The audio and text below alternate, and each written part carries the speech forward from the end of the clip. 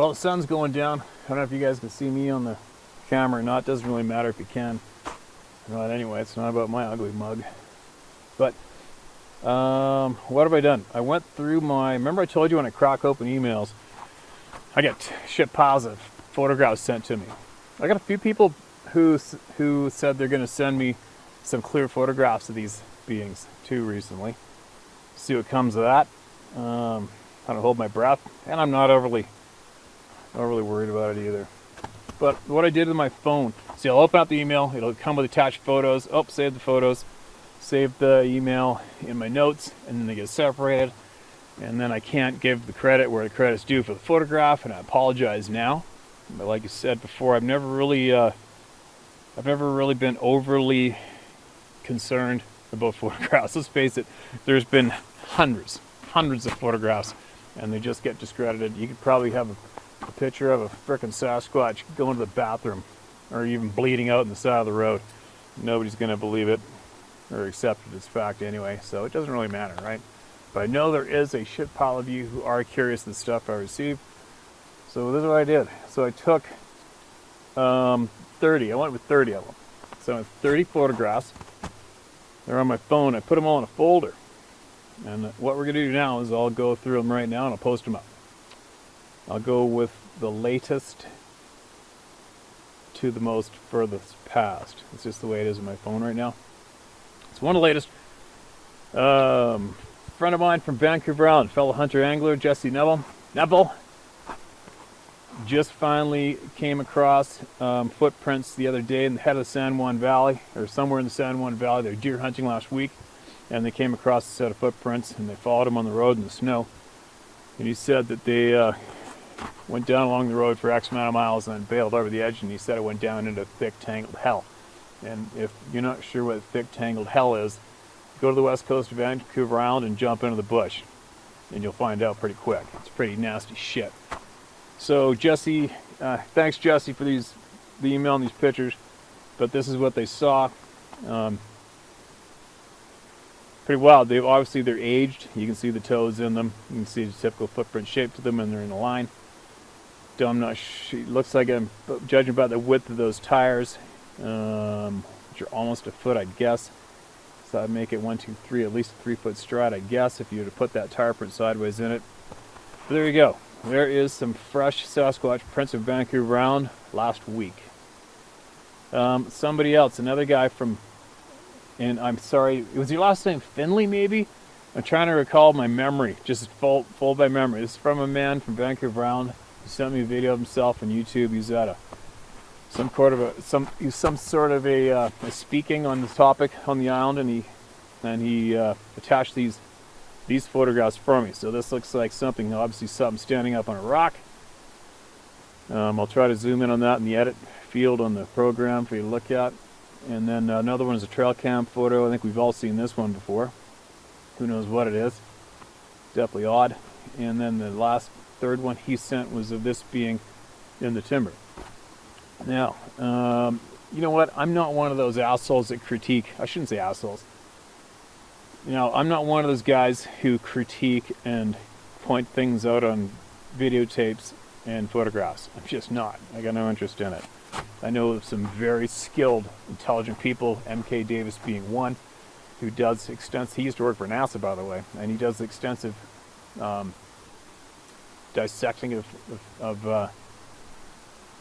videos and photographs, and he'd probably be more interested in doing this than I would. But from what I can see of this photograph right here, I mean, whoever did it, it's obvious this photo was taken dead rock steady still, and it was possibly on autofocus because it focused on the branch in front of the being.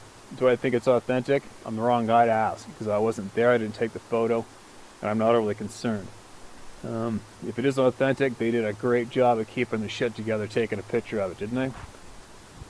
I'd imagine it's not an angle like this, because a being like that, from the typical description what they look like, if it was squared up, that shoulder is going to be way out from its head. And that's all I can say about that one.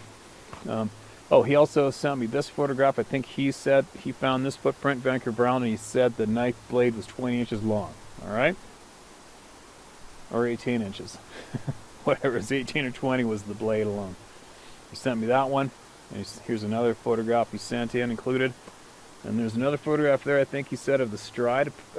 I can't really make out what's going on in that photograph myself. Maybe you can. This photograph, this has an interesting image on it. I'll break it up maybe possibly. Again, this is obviously a human-looking form in the forest. Don't know where it came from, don't know how it originated, don't know who took it. Sorry, but there it is for you guys to look at. This is a drawing sent in. This artist emailed me and said I could use this picture they drew up. Quite talented. Thank you very much for that, by the way. Here's another photo sent in of a footprint. You can see the big toe, a few toes below. Looks like a deer print between the human boot and the footprint. Washed out a bit. Looks like there's a heel coming up in the next one ahead of it, possibly. Here's another one, clear footprint in mud, older.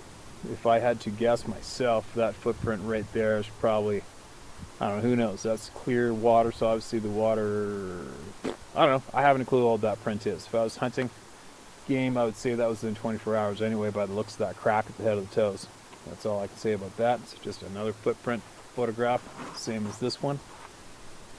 Looks pretty big. You can see where the toes dug in. First the big toe, the next one seemed to always be prominent, which I'd imagine ours are too when we go to lift off, right?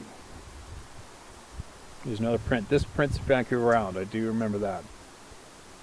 I think Randy Bryson has some footprints similar to that one as well, smaller. Looks like a canine print below, or even a walking ski stick imprint. What's this one? Here's a game camera photo sent in. This one's definitely kind of odd, isn't it? It almost looks like whatever that thing is about to peek around our left side of that tree. Looks like it's got a big back and shoulder on it. Or maybe it's not. You know what I mean? Maybe it's a stump with a branch hanging off it and a bunch of matching moss. But if that was the case and moss grew like that right there, there'd be the exact same flavor moss growing on the tree to the right and on the tree in front of it, which there isn't. So that's all I can say about that one. Not going to lose any sleep over it. There's another good print. You can see where the mid-tarsal break went down and it folded when it walked over that hump in the mud. Good clear toes in that print. Sunk down quite a bit on the ball, didn't it? This one, oh man, I forget. This guy's emailing before, detailed email. I haven't emailed him back, but I have full intentions to. And he took photographs of this Sasquatch. You can see it moving in the photos. And I'll get that email somewhere. I don't think I've shared it yet, but I'll get on with it. Here's another one. Looks like something at the bottom of a tree, standing there looking out at the person who's taken the picture. Where it originated, don't know. Haven't a clue. Well, there you go. Here is a trackway. I don't know if that's one or two trackways. In the middle of the road.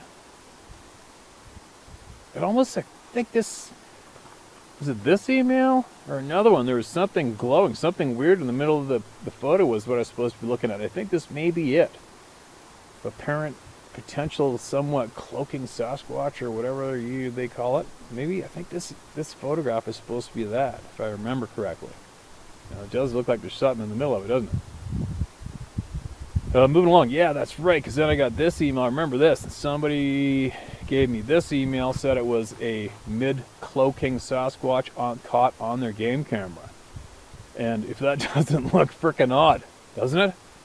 That's a weird photograph, and what would be more weird than that would be somebody trying to do that intentionally for some kind of a strange hoax, which would be an absolute big-time waste of time. Here's another one sent in, footprint sent in. Bit of a gap between the toes and the ball of the foot there. But obviously somebody found it and took interest in it, and they've marked it out with those pegs. Looks like a big chunk of foot to me. This photo came in with the same person who emailed me some other ones. You can see they are trying to reach up to where those branches were tied around the trunk of that hardwood. That's pretty bizarre. Here's another one, game camera. Something obviously big and hairy with a big fat head in front of the trail camera. What is it? I don't know. You don't know. We'll never know. There's another big odd looking print. Big one. Wow. Duck Mountain area, wherever that is. Somebody sent me that screenshot, I believe. Oh, posted this one before. You can see that potential being on the left in the bushes, watching the guy's girlfriend have a shower while they were camping. Another trackway, straight in line, washed out. I guess that's one of the prints in the same trackway. Sent in to me. What was this one? This is a being. Face. You can see the face. This person's in a deer stand. I remember that. I don't remember who's in it or what the story is. But you can see that face. Pretty good. I'll zoom in on it. And that definitely looks kind of odd. Creepy, doesn't it? This photo was sent in from a guy in Whistler, British Columbia. And this is on, I believe he's on Green Lake, I think, last winter. We're in, right close to where I live and drive by every day. There's some pretty odd footprints, straight in line, good gap between them. What else? That's it. That is 30 photographs that I promised I would share with all you guys. There's more coming in. I get emails. People email me photographs all the time. All the time. All right. So enough of those. It's almost dark, and I got to get out of here. So I'll read one more. You'll tack on an email onto this, the photos. Hello, Steve. Thank you for your channel. My apologies up front for sending such a long email. The experiences I'd like to share occurred in the summer of 1986. I was 15 years old at the time and had a camp in the Ocala National Forest, which is a few hours drive north of the Central Florida. The camp was located by a small lake called Deer Lake. As you would imagine, there were plenty of outdoor activities. If I had to guess, there were probably about 60 kids there, which were split into 5 or 6 groups. Each group had its own campsite with building structures made out of timber and tarps, which all included wooden deck-type flooring. The sides of the structures were tarps and basically half-height walls. The upper walls are completely open up to the roof. We had old army beds and footlockers to store our things, and there were 3 to 4 kids housed in each structure. Really cool stuff when you're a kid. It's important to note that Bigfoot or Sasquatch was not something that was well known or talked about like it is today. As a matter of fact, I didn't even come to the conclusion until decades later that the experiences we had in 1986 were even Bigfoot related.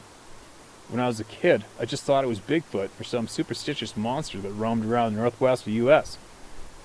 I remember watching the old TV show In Search Of, which had a Bigfoot episode. This is basically everything I'd ever heard of the subject until many years later. Recent TV shows and channels on YouTube, like yours, is what has convinced me that the experiences we encountered in 1986 were indeed related to Bigfoot. I'd like to start by mentioning odd things that happened, and then expand into some more detailed occurrences. By odd things, I mean small rocks being thrown, hearing whispering screams, knocking sounds, and more. Our campsite was located about 75 yards up a trail from the lake. The beginning of that trail was about a 5-minute walk around the lake from the main area where the dining hall and the administrative buildings were. We would normally keep to our group most of the day, and after lunch or dinner, walk back to the campsite. There were a few evenings around dusk as we were walking back and heard strange, undecipherable whispers coming from the woods. We knew it wasn't any other kids or groups joking around because they were all still near the dining hall, and our group was the only one walking towards our campsite. This occurred on two or three different occasions. Many times, I'd say almost daily, for a stretch of a few weeks, when we walked up the trail to our campsite, there would be 1 or 2 loud knocks. It sounded like a baseball bat hitting a tree, and there'd be quite an echo. The forest area surrounding the campsite was mostly tall pine and oak trees, and the bottom of the forest was a sea of palmettos. It was very beautiful, as you could see horizontally through the middle of the forest. The wind and the sound would carry well. When there was wind on a hot summer day, it would be cold in the forest. I never thought that anything of the knocking sounds until another kid mentioned, "Hey, do you ever notice those knocking sounds every time we come up the path into camp?" He asked what I thought it could be, and I just answered, "I don't know. Forest sounds, I guess." From that point on, we would jokingly yell out, "We're back!" to the empty forest every time we walked into camp. One afternoon, returning to the campsite, one of the kids insisted that he saw a man hiding in the palmetto underbrush about 50 feet in the forest. We all made our way through the palmetto underbrush, about 10 of us, to the area the kid pointed out, and searched around for a few minutes and didn't find anything. A few hours later, we heard the loudest screams I've ever heard in my life. It sounded like a man screaming, but it was way louder. Someone screamed, "Ah!" for about 20 seconds. 3 or 4 times in a row, about a minute apart. I can only imagine that the lungs in this person must have been multiple times the size of a normal man's lungs. The screams were coming from deeper in the forest outside of the camp property. I estimate it was maybe a half a mile away. No way to really tell the distance, but it was an eerie and put all of us on edge. There's another incident when a kid was jogging on the lake. He did this almost every day. One day, we were told by the camp staff that the other side of the lake was off limits. When we inquired why, we were told that there was some type of animal seen by the kid jogging and it seemed dangerous. When we asked the jogger what he saw, he would just turn as white as a ghost and shake his head. We never learned what he saw. About a week after that incident, we were formed to let the camp staff know if we saw anybody on the property that wasn't supposed to be there. We all just thought they meant trespassers like poachers or something. Hunting wasn't allowed in that part of the national forest we were in. We'd hear gunshots every so often in the distance. One evening, everyone was in the dining hall eating dinner. Apparently someone noticed someone or something wandering around outside of the buildings. About 20 of us grabbed flashlights and ran outside and chased what appeared to be a large man, but we couldn't see any details as it just turned dark outside. We could only see a silhouette. It literally just disappeared. We looked around for about another 15 minutes and couldn't find anything or any tracks. At our campsite, we had a wooden footlocker outside that was bolted to the table. This is where we kept packaged and snack foods like candy bars, granola bars, marshmallows, etc. It was never locked, but had a latch if one wanted to add a padlock. We always closed it and flipped the latch down to keep the animals out. We didn't have a padlock as anyone could simply grab whatever they wanted at any time. We could always get replacement snacks any time from the main camp area. One afternoon we came back into our campsite and the top of the footlocker was open, and we soon noticed that the whole lid was ripped off its hinges, including the latch, which wasn't even locked. The only thing gone was a large bag of plain M&Ms. Everything else was still in the footlocker. An animal would have not done that. There would be claw or bite marks, and if the contents spewed about or wrappers ripped open, it was a large animal. If it was a large animal. No person would have done that either, as anyone could easily lift the latch and open the lid as it wasn't locked. Today I can only assume that Bigfoot apparently likes plain M&Ms and doesn't understand the mechanics of how to lift a latch. There's an open mode grass field around the side of the lake the camp is located. This is the main thoroughway everyone walked to the camp's office and dining area. We also played group names like Capture the Flag in this area. A number of times, small rocks were thrown at us from the forest when we were in this field. They were always small rocks and nobody's ever injured. Nonetheless, it was clear there were no other persons or kids in the forest trying to prank us. This is the same area we heard the whispering from only on a few occasions. The things I've described so far are the small oddities that I can recall, but now on to the more vivid, larger occurrences. One night in the middle of the night, I was awakened by what I can only describe as the thundering footsteps. Don't forget there were 3 or 4 kids in one sleeping structure which had half-height walls. We had old army beds and mosquito nets we hung from the ceiling. We would tuck the hanging nets under the outside of each of our mattresses. You hold your own mosquito-free zone. It was very dark, and not only so cold that night, I remember there wasn't any wind. You could hear a pin drop. The forest was quiet when I was awake. I was laying on my side, facing toward the outside of the tent, basically staring at the tarp of the half-height wall. I can only describe the footsteps as something out of a Godzilla movie, like a thundering echo, but they weren't loud, but rather a thundering echo that I could feel through the ground. As I lay there awake, they seemed to get closer to our location. I remember putting my sleeping bag over my head and lying as still as possible. When the footsteps stopped, I knew there was something just outside looking in at us sleeping kids. I could feel its presence and hear low, deep breathing. After what seemed forever, it was probably more like 10 seconds, I could hear whatever it was walking off into the woods. But it was a normal-sounding walk at this point, and my fear had passed. Nobody else is awake.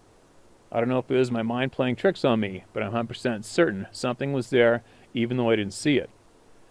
One sunny morning, we were walking to the main camp dining hall for breakfast. A whole campsite group, about 10 of us, were walking down the wooded path to the grass area by the lake, and then it would be another few minutes walk to the dining hall from there. As we all got to the grass area, I realized I'd forgotten something. I can't to this day remember what it was, but everyone agreed they would wait for me as I ran back to the campsite to grab whatever it was. I ran up the trail. As I walked into the campsite, it got oddly real quiet. So quiet, you could hear your own blood pumping. Every hair on my body was standing on end. I can't explain why I felt so scared. Even more scared than the night I felt something stirring in our sleeping structure. I remember going to my footlocker, grabbing the item I forgot, and started to proceed back to the path which led to the lake. At this point, I felt something off to the left of me in the woods. A terror like no other I've felt to this day came over me, and I purposely did not look in that direction. I've been playing in the woods, hunting and spending time outdoors for as long as I can remember, and nothing like this had ever happened before. As I ran fast as I could feel whatever it was staring at me, and the whole way I just knew it could easily catch me if it wanted to. I made it to the field. I was out of breath. Everyone looked at me and said, "What happened? And why do you look as white as a ghost?" I lied and just said I was winded from running because I didn't want to hold anyone up from getting to the dining hall. This is the last occurrence I'd like to share, the sighting. There's a small pond just north of the lake. Deer Lake, as I mentioned prior, is what it's called. It's just east of Lake Jumper. I've looked on Google Maps, but since 1986, I guess the pond is overgrown or dried up. Only the lake is noticeable now. We, again about 10 of us, were going on a hike to the pond and spent some time fishing, exploring, etc. There was one camp counselor with us. Safety was always first. Nobody ever went off by themselves. We walked around the lake and then darted off on a natural path. It was a small wadi. You could tell by the floor of the forest the water would drain down the wadi into the lake after heavy rains. We were single file, and I was near the back of the line as we walked up this wadi. This is when I saw the small rock come flying up to our right and hit the kid in front of me right in his ear. That's kind of shitty. A few minutes earlier, some of the other kids noticed rocks being thrown at us, but we thought someone was maybe trying to prank us, and we yelled, "Stop throwing rocks," along with some cursing. After the kid in front of me got hit, we all stopped and then proceeded to fan out in the direction the rock came from to find the culprit. The forest wasn't so thick. You could see a fair distance, maybe 20 yards or so. If someone's rock throwing distance, we would have found them. We found nothing. We then went back to the wadi and started walking uphill toward the pond. Once we came out of the woods, we crossed a sandy Forest Service trail into a clearing where the pond was located. If you could imagine a clearing about half the size of a football field, but not as wide, the pond was on the left edge of us in that clearing. To the right of the pond, across the clearing, there were these vines that grew everywhere and just totally covered the side of the forest like a wall. It looked like a rolling sea of vines. As we came into the clearing, we saw what looked like a large man in black. I only saw a glimpse of this figure darted in the woods, but this figure was all the way at the other side of the clearing from us. I'll never forget what the first kid that came into the clearing said. It looked like a big man wearing all black and a tan hat. It was really strange to us for reasons you can imagine. Why would anyone be basically in the middle of nowhere dressed in all black? I bet I wanted to see what it was exactly, and we started to walk to the pond to see if it was still there. It was at this moment, to the right of us, in the other direction, we heard a crack. You could tell it was a very thick tree that was snapped by someone or something. And then the sea of vines started being furiously shaken. Definitely something large, strong, and powerful. All eyes went wide, nobody moved an inch. That's when another rock was thrown, and it came from the vined area where the tree was just snapped. Being a group of kids, we did exactly what you expect. We picked up rocks and threw them into the vined area where the tree break and shaking occurred. Well, we really sucked at our aiming. Well, we all really sucked at aiming our throws, and only a few rocks hit the area. Whatever it was, I imagine, was probably silently laughing at us. But the tree shaking stopped and nothing else happened. The counselor with us said, "It's time to go," and we left. We never went back there again. I never put two and two together until many years later when information became more available thanks to the internet and TV shows about Bigfoot. I firmly believe that the encounters we had in camp in 1986 were Bigfoot encounters. Nobody at the time ever mentioned the word Bigfoot, as we were all naive on the subject. I've told my story to family, friends, and colleagues over the years, and I'm usually ridiculed, but I'm not one to worry over such things. I know what happened, and what I believe it was, and that's all that matters. My own experiences have taught me to keep an open mind when people claim to see ghosts, UFOs, balls of light, or other unexplained things. Even though I've never seen those things, I'm apt to believe that the others may have support sharing their stories too. Best, E. Biggie. Wow. And that is a handful of experiences. And I'll bet you some of those fellow kids that were at that camp with you are possibly following this channel, listening too. And if you are, and you want to add to this or confirm it yourselves, you can email, sharemystory@howtohunt.com, tellmystory@howtohunt.com, and I'll get to it. And you know what? It's no doubt those beings would frequent one of those camps, especially when there's goodies left in boxes every single night. I mean, how handy is that? And it's no secret that these beings get a kick out of watching kids. You know, they just do. But there you go. There is another email. And possibly if that camera's still rolling, you can see the sun's absolutely disappearing. It's getting dark, and I got to get my chains off and get back down off this mountain and get back home. So, be safe out there, everybody, and I'll be back.